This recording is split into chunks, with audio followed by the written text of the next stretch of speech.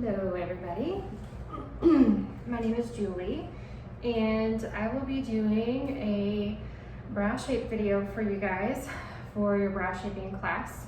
Either you will be watching this before class or this will be during class. But my whole purpose for this video is to share with you some brow shape training so that you can refer back to it and that you can also learn it via video, because I realize a lot of people like to learn by video. My other purpose is so that you can learn in a space where I am not using a mask. So I'm gonna take my mask off now. And I realize some people learn better by seeing the whole face. Here's my face. And also by reading lips.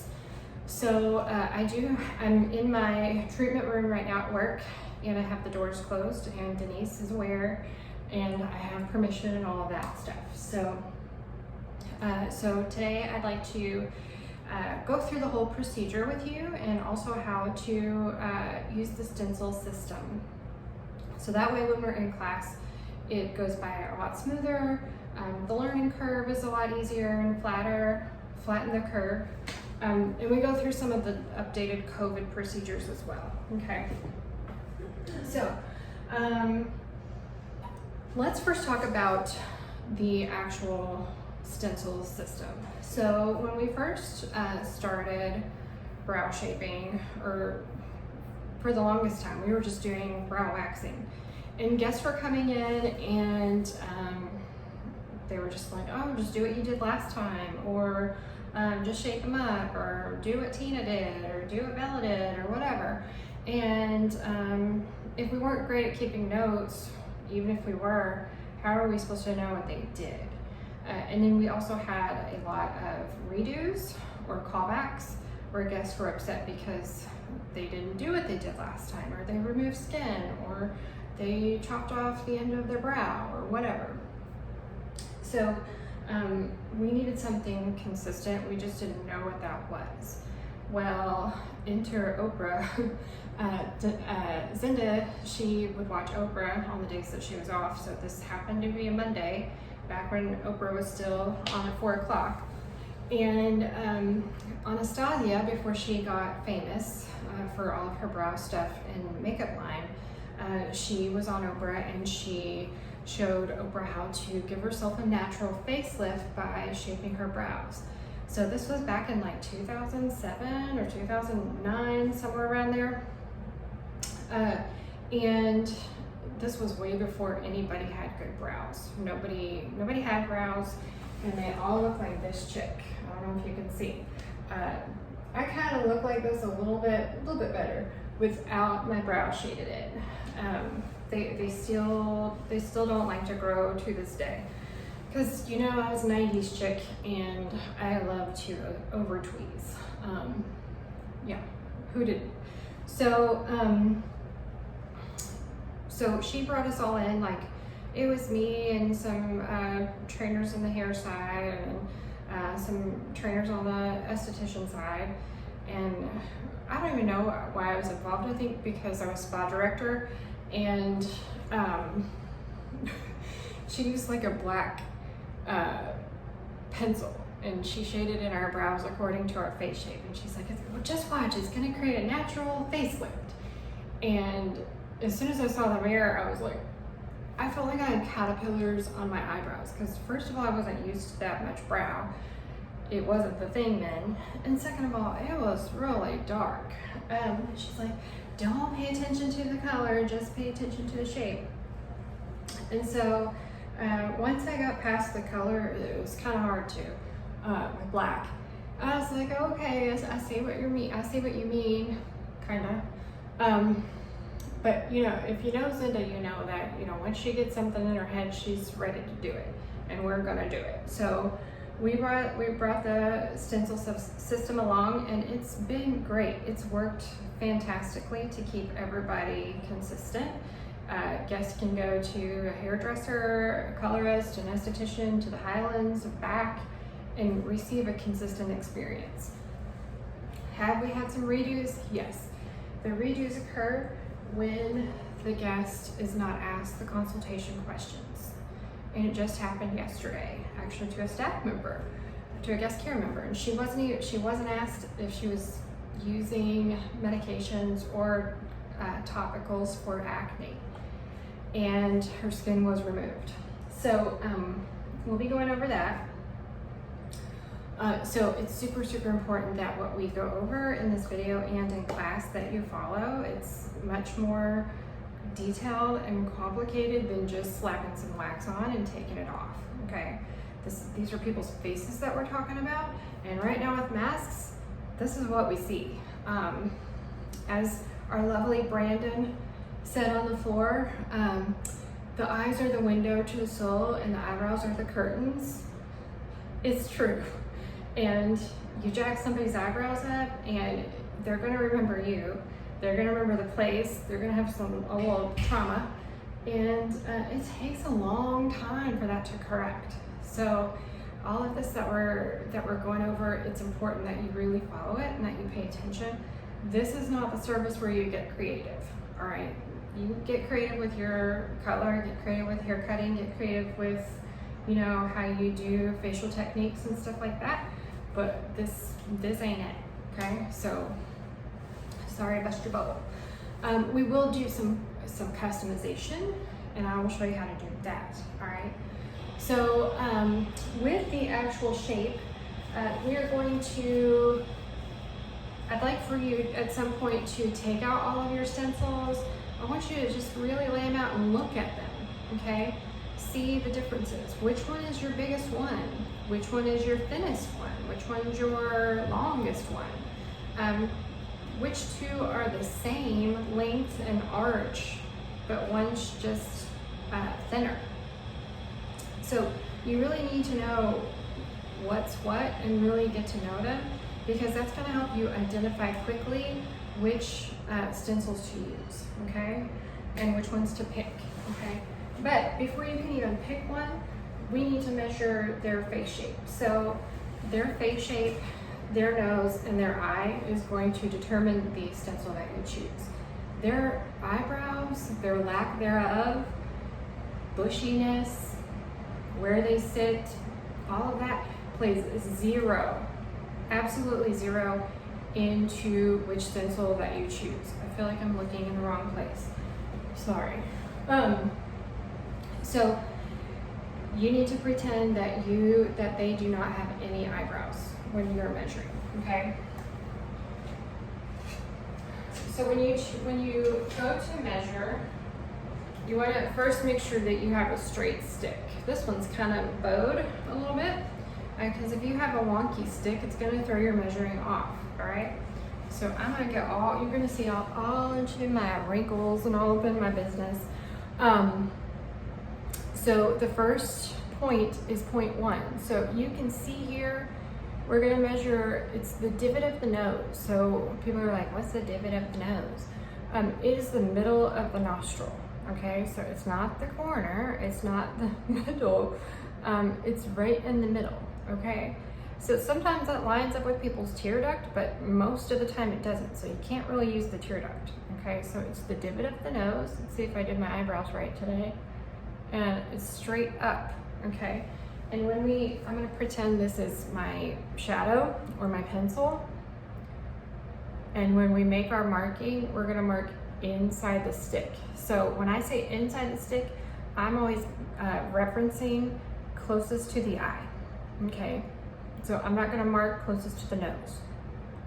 So inside the stick, all right? And it's gonna be straight up. So sometimes, like my brow, when these aren't colored in, I have some really sparse hair right here, and they're very blonde. So you can't see them very well, but it looks like my brow starts more right here, okay? So if these weren't colored in, what human nature wants to do is go like that and carry the stick over to the start of the brow. But what I said just about a minute ago was the eyebrow has no bearing on the measurements, okay? So you're probably gonna do it at least once, hopefully not, okay? I'd love to tell you there's a prize. Your prize is, you know, excellence and pride. All right, so straight up, okay? So when you're done, it should look like an 11, all right? What are those, the 11 marks, like for Botox or something?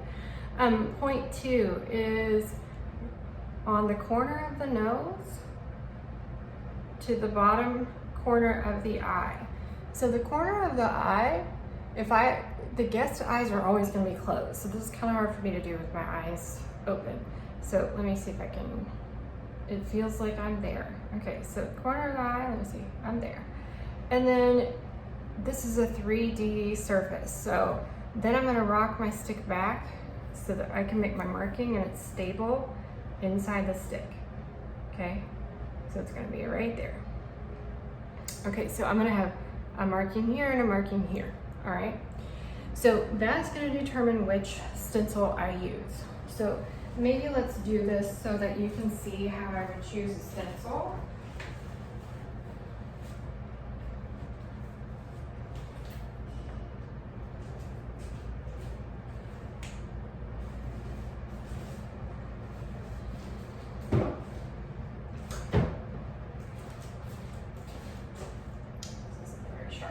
Okay, and I'm gonna go over the COVID procedures and all that later, but this is just strictly for marking purposes. And I'm gonna use this dark color so it shows up. This isn't what I'd normally use, okay? So I'd mark inside the stick and I just make a simple marking. I don't need to go, okay? Because remember, you're gonna have to take this off later. This is weird. Okay. Dang, did a good job this morning. Okay, so let's see what we are here. So if I'm gonna grab this high arch here. Do you see these dotted lines? So I'm gonna line that up with the marking. So if my eyebrow started here, the other thing people do is they'll make the mistake and line it up with their eyebrow. Again, we're not gonna worry about their eyebrow right now. We need to worry about the markings. So I'm gonna come over here and line it up with the 0.1. And right now I'm not worried about the content of the brow. I'm just trying to see if they line up. So do you see? It's hard to see. This is too long. So I know just that the medium arch is longer than high arch. So I'm not gonna try that one even, but here, just so you can see, because this is learning, see how much longer that one is? So that's not even correct. Full arch is the thickest arch and it's the longest. That one's overtaking my face. Brows on fleek. Slim high arch is just like high arch, but it's thinner, so that's a no-go. So then we're down to petite arch.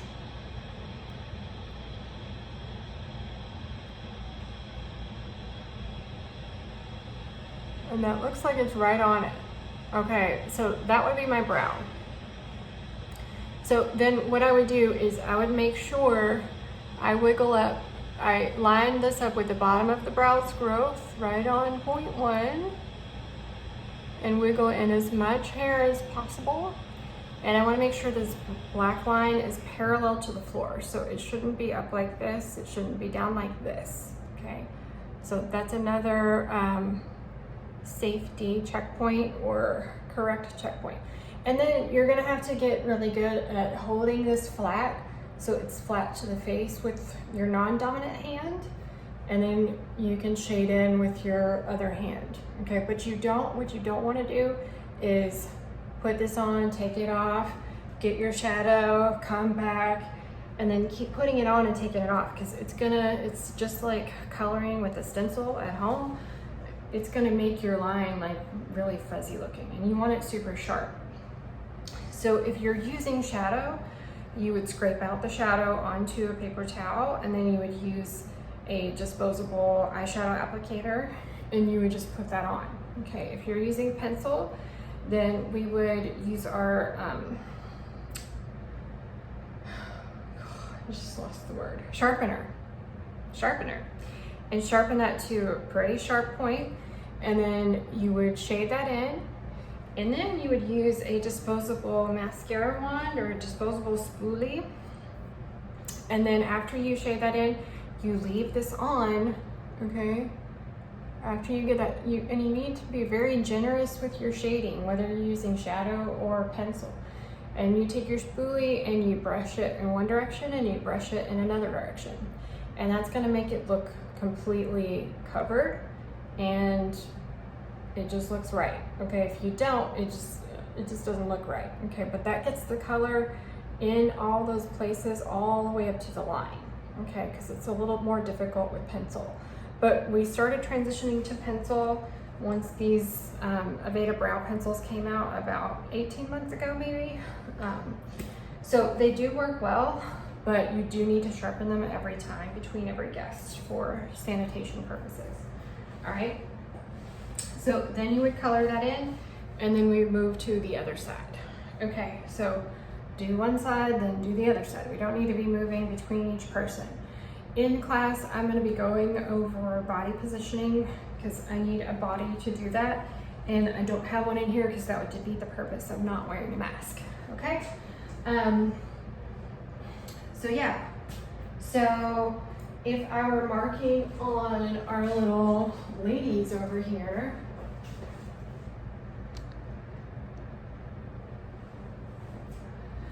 these are kind of pixelated, but we can still do it. And even though their faces aren't straight up and down, you can still do it. So we've got the divot of the nose. And again, I'm gonna go straight up. And we're gonna hold our sticks up like this, not flat. So when I say not flat, we're not gonna do flat like this. You need to hold it up like this because you need a thinner surface to work with. And that's the same on this side. Now I'm going to show you what we're going to do because the guest is going to be in a mask, so it's a little more challenging. So I'm going to show you that in a minute. Remind me. So if I forgot, and I'm teaching you this in person, obviously. Okay. So point one, inside the stick, straight up and down, right in the middle of that nostril. And then we're going to take the edge of the nose and the corner of the eye. Sometimes people have all this great makeup on and they've got these wings and all this stuff. We're not going to the makeup, y'all. We're going to the corner of the eye. You need to just get comfortable with going up under that, okay? So corner, corner.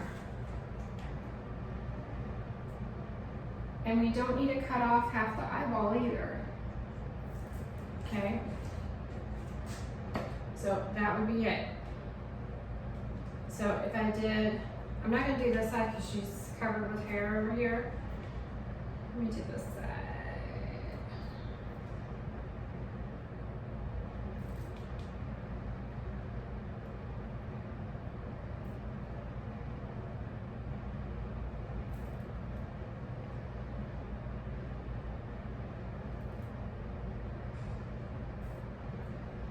But your marking should be straight up and down. So if they look like this, you know it's wrong. I don't know if you can see that, but they look like slash marks instead of an 11. Okay, so they need to look like an 11.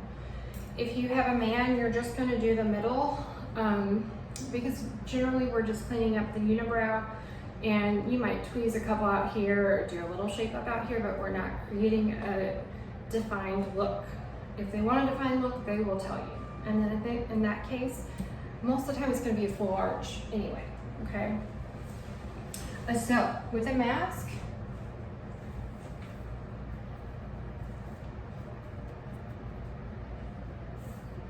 when you're measuring,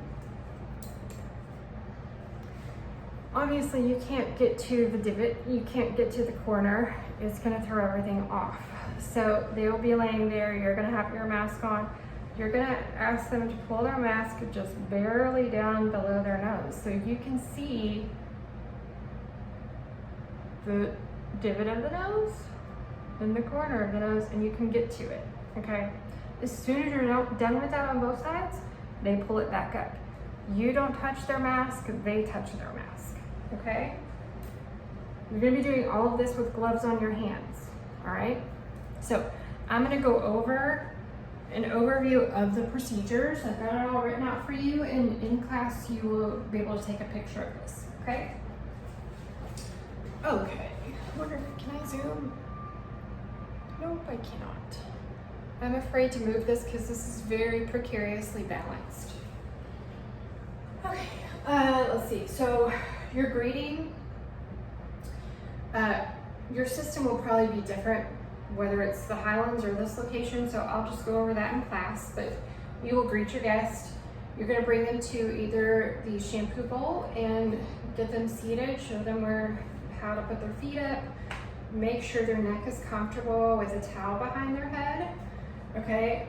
If you're bringing them to the spa, show them where to put their things. You do not need to take their things for them. Show them where to put them on the counter. Have a dedicated space for their items, okay? And then you need to show them where to put their head, because people think this bolster for their knees is a pillow, all right? So show them where to put their head and have them lay down, okay? And then immediately we're gonna put on gloves.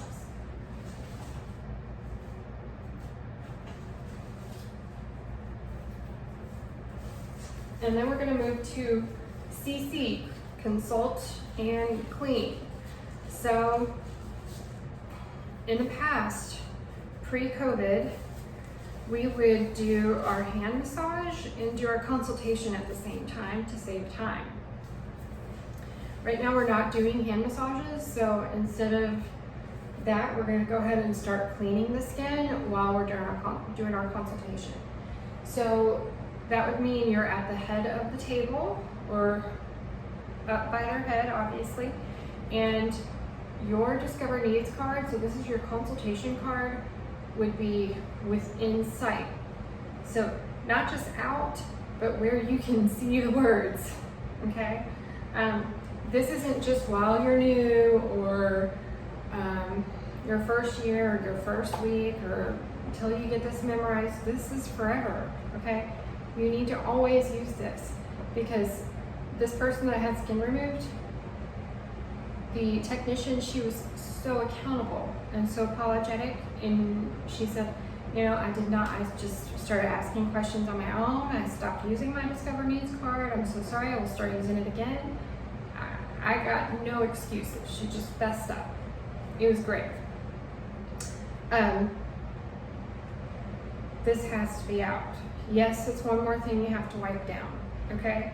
But it's for the guest protection, it's for your protection, because it's going to happen. You're out on the floor or even in your room, you guys start talking about their brows, or you get diverted to something else and you get distracted and you forget what to ask. It's going to happen. This is for your protection, okay?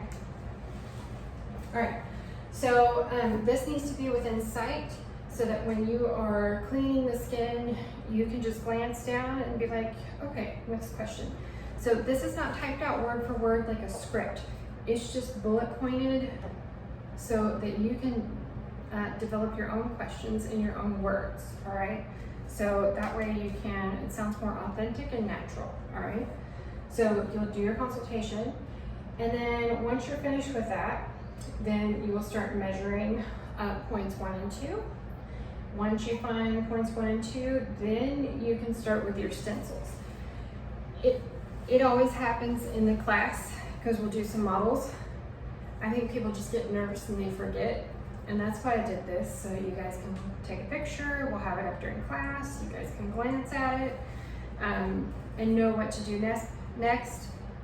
They'll cleanse the skin, they'll be like, okay, now I need to pick out a stencil. Well, you can't pick out a stencil until you know where their point 1 and point 2 are, because the stencil is not chosen based off their brows.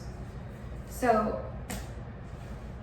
because sometimes you're going to have people come in and they're little old ladies, or they're people who have removed their brows and you're doing corrective brows. so that they can go through regrowth process. Or maybe you're just showing them where their brows, what their brows should be, and how to fill in with makeup. And a lot of mine is makeup. And so you need to be able to do that. So, so you're going to line it up with point 1 first, like I showed you. Check your black line is parallel to the floor. And then you're going to double check point 2. Is it too long? Is it too short? Is it just right? Goldilocks, okay? And then you need to go to the other side and double check the other side. Very few people are symmetrical, okay? Occasionally you're going to have one side that's a petite, the other side is a high, okay? I'm going to go through this customization probably in a different video, and it's called a petite overlay for the people that measure as petite, but they want something fuller. So we'll talk about that, okay? And then you're going to begin your shading in process. So before you start your stencil work, you need to make sure all of your things are within reach for shading in, okay? So either your pencil and your spoolie, or your powder and your applicator, okay? And then once you finish shading in, then you need to step back and look at it. Make sure both sides look even. Make sure one's not higher than the other, one side's not cocked up.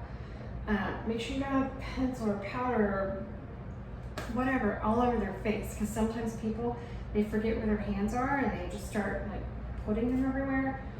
Because if the guest looks at that and they look in the mirror, they're gonna be like, that's all they see.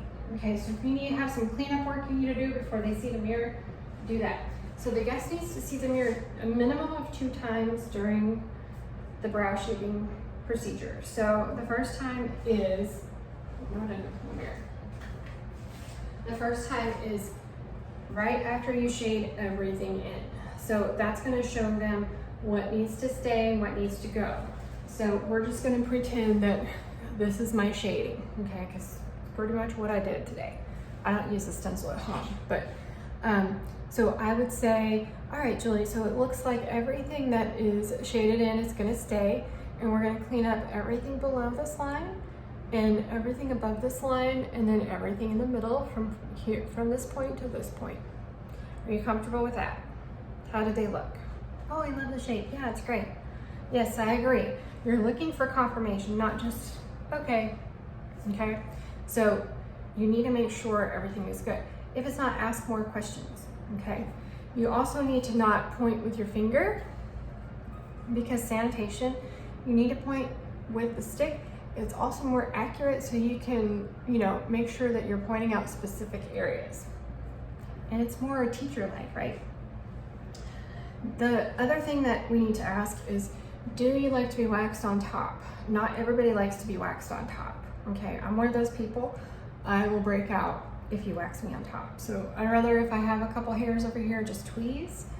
And then the last question that may not be on the card is, and you're gonna notice when you're up and close and personal, is do you like to be trimmed, okay? If they're super long, you may have to trim before you wax, because if these hairs are really, really long and you put wax up here and you catch those hairs, it's gonna remove the density in the main area, okay? All right, so once you get confirmation, then you will start your waxing process. First, you need to check your wax temperature. Before COVID, we had thermometers in all the wax spots. Now we cannot, because we have to have covers, and the thermometers won't fit with the cover. So make sure that you check the consistency, you check the temperature. You can do a self-check real quick. Once you start waxing, you'll be able to know, hold on, it says low power. You'll be able to know just by looking if it's too runny or if it's not runny enough, okay? All right, so you're going to apply the wax in the direction of the hair growth, and you're going to remove in the opposite direction of the hair growth.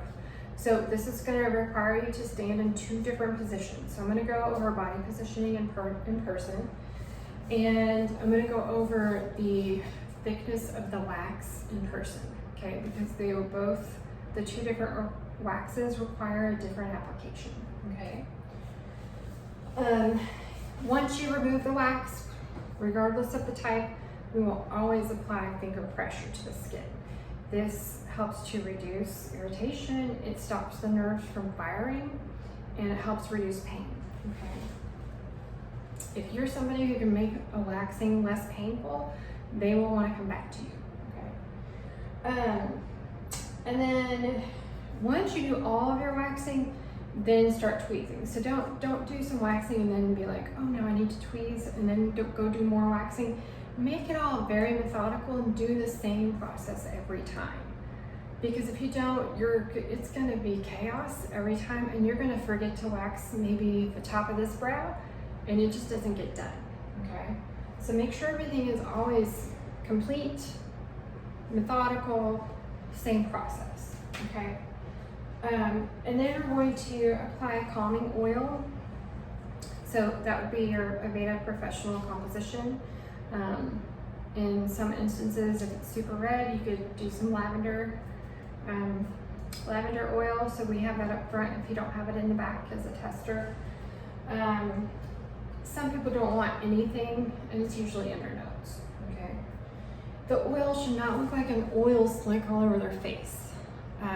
So you could just take 1 to 2 drops on a Q-tip, slide that over for the whole area, okay? It should not be like, wah, with the sign, I got waxed today, okay? They're already red, it doesn't need to be like a flashing sign. But the other oil you can use is the pre-wax oil, okay? So that's for the sensitive wax, so you can use that too. And then once you show them the mirror, you can hand them the spoolie that you used, and they can soften the look. If they start like rubbing it or like going crazy, you can say, do you want me to remove the color for you? Okay, but don't just remove it, because if you remove my color and I didn't ask you to, I'd be like, whoa, whoa Nelly, I'm not going out in public with my eyebrows looking not pretty. So then you're gonna have to redo it, and that's gonna waste time. So don't shoot yourself in the foot. And then you're gonna help them out of the chair, let them get their things, and then invite them back for their best look. The can't talk, I've been talking too much today. The recommended time is 3 to 4 weeks. You need at least 1/4 inch of growth, all right? So you would make sure that you rebook them at the checkout desk, and see if they need any of the products. So you could do the pencil, you could do the oil. Once we get back to hand massages, you could do the hand relief. You could even do the stencils. We do sell the stencils if they need some help with shaping at home, okay? But they do come in the kit. We don't just sell individual stencils, all right? So they need to know which one they are. Okay, so that's about it. We're going to talk about safety, contraindications, precautions, medications, topicals, all that stuff, either in another video or in person, okay? Maybe this is my good side. I don't know. All right, so hopefully this video helps you. And if you have questions, make sure you're writing them down, and we will address them in class. All right, thanks guys, bye.